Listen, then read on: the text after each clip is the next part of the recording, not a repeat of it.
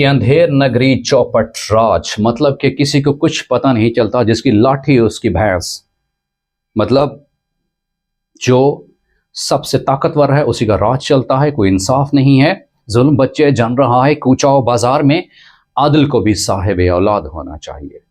تو اندھیر نگری چوپٹ راج کیا ہے کہ بے انصافی کا دور دورہ ہونا، کہ ظلم بچے جن رہا ہے کوچاؤ بازار میں، عادل کو بھی صاحب اولاد ہونا چاہیے۔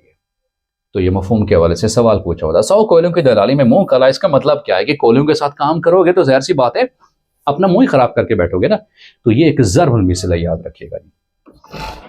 شب رفتہ کس شاعر کا مجموعہ ہے؟ شب رفتہ جو ہے یہ مجید امجد کا ہے۔ اس کے بعد ہے کہ علامہ اقبال نے شاعر کشمیر اور مجدد کشامرک کے القابات کس شاعر کو دیے تھے؟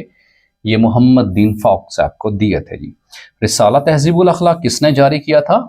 سر سید احمد خان صاحب نے ہی جاری کیا تھا، کہ جنہوں نے سب سے پہلے تعلیمی تحریک سے جو ہے مسلمانوں کو ایک شعور دیا تھا، آزادی کا شعور دیا تھا، حریت کا جذبہ پیدا کیا تھا۔